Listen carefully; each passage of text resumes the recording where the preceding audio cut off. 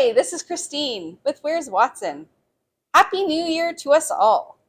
I'm here with Chef Patrick Anderson, who is one of our most recent Bravo Award recipients. So, Chef Patrick is here today to talk about what it means to be a Bravo recipient. But first, I want to remind you that the Bravo Awards are open for nomination right now, and they do close February 16th. So, this is a fantastic opportunity for members of our college community to nominate their peers in a variety of categories that recognize leadership and support and service to the college, to our students, and to our communities. So Chef Patrick is one of our award recipients. And so Chef Patrick, welcome to Where's Watson? Thank you very much for having me. So tell me what Bravo Award you received. I received the Research Excellence Award. Wow. And so I know that you started as a culinary instructor. So I'm really curious to know how you transitioned from a culinary instructor into applied research. You know, it's about collaboration. That's what it means to be a chef.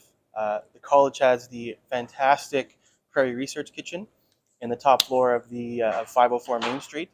And Mavis McRae, she reached out to me in my first year with the desire of introducing Indigenous students to the art of culinary research and how important it could be to their daily life, to becoming culinary professionals.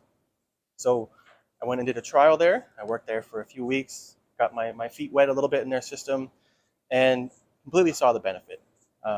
Whether it's trying to create the perfect recipe at home for your family, trying to come up with that brand new special and you just can't work out how to make it perfectly, or maybe you have something you make at home that you want to eventually bottle, put on the shelves.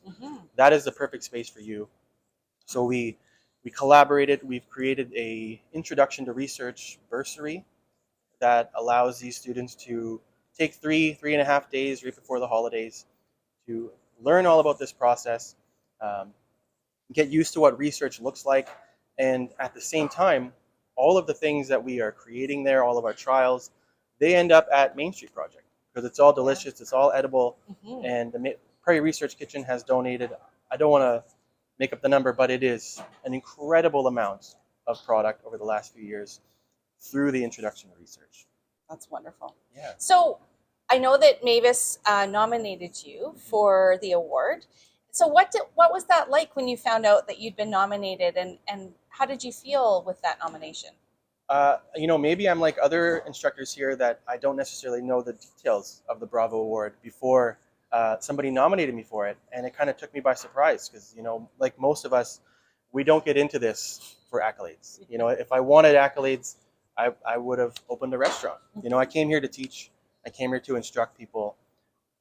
But it's kind of shocking. It's kind of like breathtaking a little bit when one of your peers nominates you and says what you're doing I like, I enjoy, you know, and you're on the right path, and it's validating, it's humbling, you know, when somebody of her caliber recognizes what you're doing. And it just kind of makes you feel like you're in the right place doing the right thing. Yeah. And it also speaks to the impact that you're having with the work that you do every day, and that other peoples are noticing that. And when your peers see what you're doing, you know, it feels fantastic. Yeah. Because, you know, I look up to Mavis. I look up to everybody at the Research Kitchen. I love joining their team every year. And for them to kind of reach out and say, hey, we love what you're doing as well, it's an amazing partnership. Wonderful. Yeah. So what would you say to somebody who's considering a nomination or thinking about the Bravo Awards? What impact has receiving a Bravo Award had on your career? More on my personal outlook. I think I find a lot more, not that I lacked motivation, just more of a motivation to keep going. You know, what's next? How can I take this to the next level? And advice I would give someone who's thinking about nominating someone is just why not? You know, what's the worst that can happen if you nominate them? You know, maybe somebody else gets it, but even if I didn't win the award, I would feel so grateful, so humbled that somebody still thought, you know, you deserve to be nominated. You know, and maybe there's a coworker out there that is working really hard. You know, this might be that thing to push them to the next level of their motivation. You know, so it's really motivating. incredibly motivating. Yeah. that's And, really even after getting it last year, all year I'm thinking about, maybe I can nominate somebody for this year. And Yeah. who would I put up there, And I do have a few people in mind that I think absolutely deserve an award like this, recognition of what they're doing. wonderful. Mhm. So before we go, I want to just recognize that behind us, we actually have a group of students who are working. And so, Chef Patrick, can you tell us a little bit about the program that you're currently running? For sure. So this is the Indigenous Culinary Skills Program. It is a one-year program based out of NDC. This is very comparable to the first year of the Culinary Arts program. The difference is we tie in traditional Indigenous cooking, traditional Indigenous ways of being, policies, protocols, traditions, while teaching them a little bit about the importance of a traditional Indigenous diet on the modern Indigenous human being, Mm-hmm. right? Mm-hmm. Trying to get back to a more traditional way of not just cooking, but eating, Yeah. with health involved, with the generational impacts, right? We want our students to have a leg up on other culinarians coming into the industry because there's not a culinary institute that really teaches Indigenous cuisine besides our own in Manitoba. So they're going into the industry with an advantage, with an idea and knowledge of Indigenous cuisine. Right.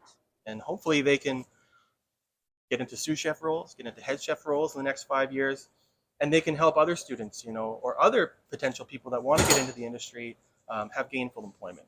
Wonderful. Yeah. Wonderful. Well, thank you for leading our next future generation. And thank you for taking the time to talk about your Bravo Award. Well, And thank you for coming congratulations. down. I appreciate it. Thank you very much. So just to reiterate, we are having our Bravo nominations already open, and the deadline for submissions is February 16th. So as Chef Patrick said, don't hesitate. Why not? Let's do it now. And let's recognize our peers for the incredible leadership that they bring to the college every day. Take care. Thank you.